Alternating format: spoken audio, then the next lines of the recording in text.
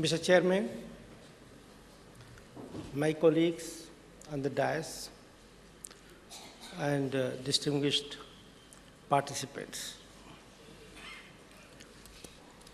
After having listened to Mr. Sisodia on the salient features of RUSA, which is an important intervention, policy intervention by the government for reforming and vitalizing the higher education system. Realizing that the higher education system is important for our national development because higher education is responsible for overseeing the development of entire education system and at the same time for providing the required manpower which can function in the knowledge economy of today. From this perspective, any policy intervention which can be thought of has to be welcomed. But what I propose to do today is to make certain observations with regard to the conceptual and practical difficulties in implementation of the RUSA. While a lots of hope has been aroused, there are immense expectations from the RUSA because it is going to be launched as a centrally sponsored scheme in the mission mode. Though we have the experiences of the other mission mode schemes like Sarva Shiksha Abhiyan, Rashtriya Madhyamik Shiksha Abhiyan, which has recently been launched. But here my whole purpose is to appraise you and make certain comments, certain observations on some of the, as I said, conceptual and practical difficulties which may be confronted in implementation of the mission. Because you are all associated with the scheme, either you are the beneficiary of the scheme as you come from the state universities and colleges, or you may be the functionaries at the central level responsible for implementing the scheme. The first of all, what I see is that this scheme is very much limited in terms of its scope and coverage. This scheme applies to the UGC 2F and 12B institutions and also the government-aided institutions, which means that we are going to cover only 40% of the entire education system, though higher education system is one of the largest.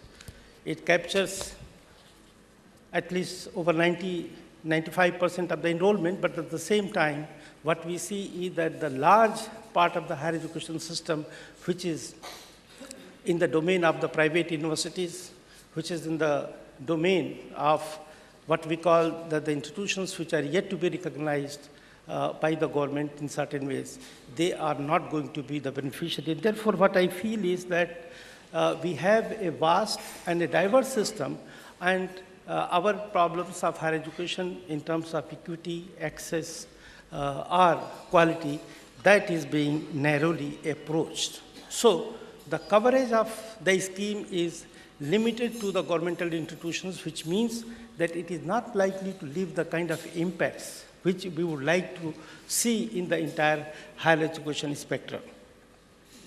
Number two, as far as the approach of the RUSA is concerned, it claims that it proposes to make a strategic intervention. Now, this strategic intervention is thought to be made through the creation and establishment of the State Higher Education Council. Now, the idea of establishing Higher Education Council is not new. You may recall that way back in 86 education policy, or even before, we have been talking of that all the states must have their own councils to be able to prepare plans and the scheme for financing and to oversee the entire functioning of the higher education in the states. But in the last 25 years or so, only 5 states could establish, and recently, with the effort of the MHRD, a few more states probably have come up to establish Higher Education Council, which will be responsible. Now, since the RUSA is a mechanism of funding of higher education, so the funds will be allocated to the states, and the states will pass it on to the councils, and the councils will further disburse to the universities and the colleges. So it is a long route that is being adopted, in the process of which there is likely to be too much of administrative cost as well as bureaucratization in financing of the higher education. Howsoever incentive that you provide, much of the time and resources would get wasted in dealing with the bureaucracy as well as in dealing with the officials at the Higher Education Council. Now, the fact that not many states have come forward because of the fact that the center-state relations in higher education has not been well coordinated. And at the time when we have different shades of the political parties in the power, at the states level, at the center level, it seems unlikely that many of the states will cooperate the manner in which the center would like to implement the scheme. I'm saying so because this scheme largely depends also on reforming the affiliating system. And as you know, again, way back in 86, the policy stipulated that at least 10% of the colleges should be given the autonomous status. During those days, there were only 5,000 colleges, and of which 10% was 500 colleges to be given autonomous status. And in fact, even as of now, there are only 460 colleges or so which are now the autonomous colleges. Now, going by the criteria of 10% today, with 36,000 and above colleges, we should be having more than 3,600 colleges as autonomous, but unfortunately they are not that.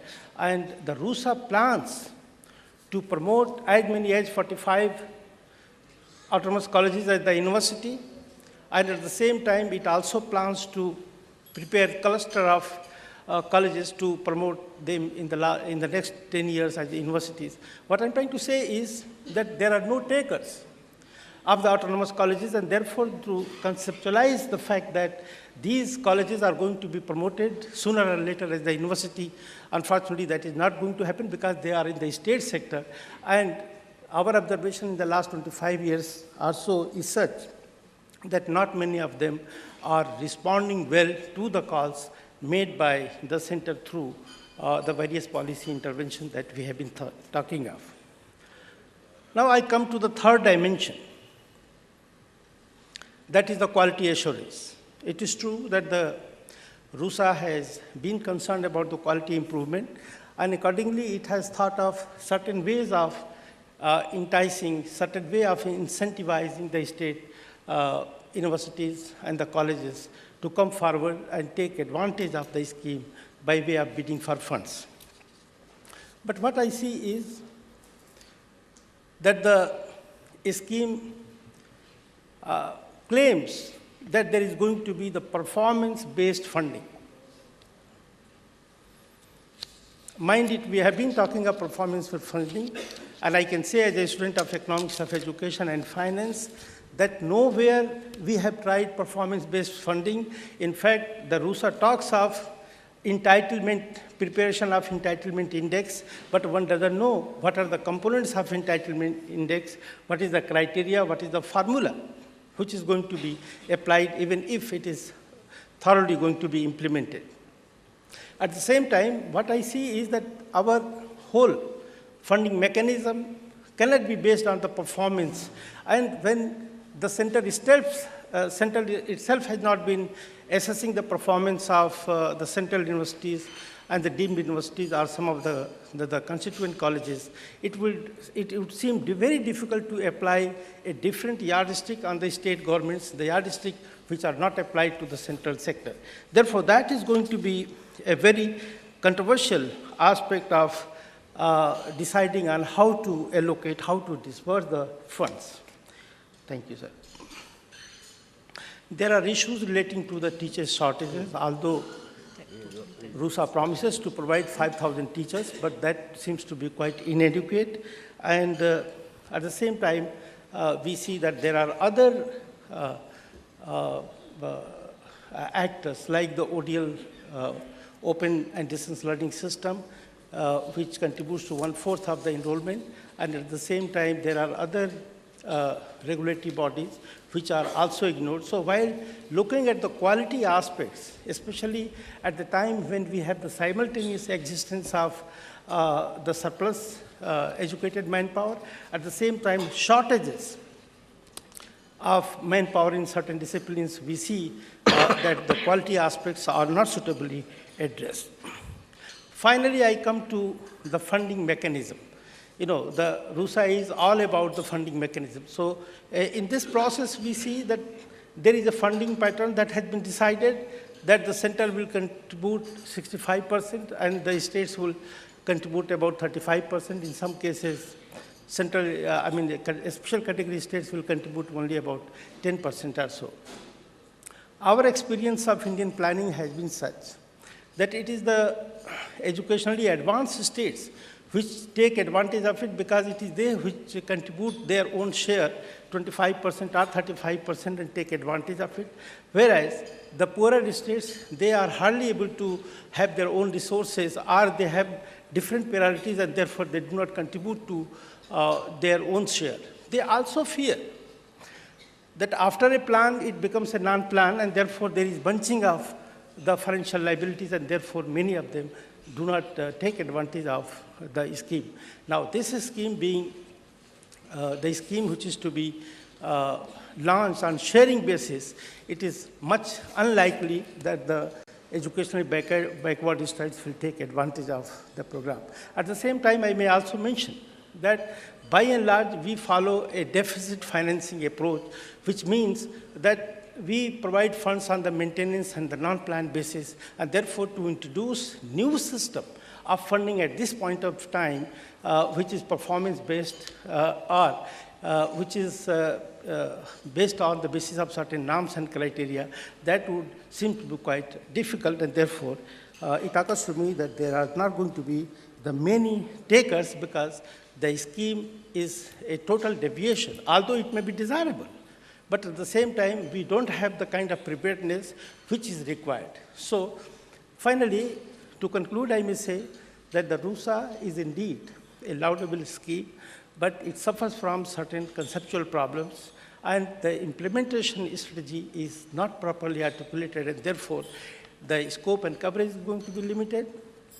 The funding mechanism is not going to address all those problems with which the higher education system suffers today, and the quality assurance issue that has been bothering a lot to all of us is again not touched, because some of the non-state actors, the private universities, or even some of the ODL institutions which contribute highly to the higher education system, they are out of purview of the whole system, and therefore we need to be very cautious in implementing the scheme. That is the message that I would like to give. Thank you very much.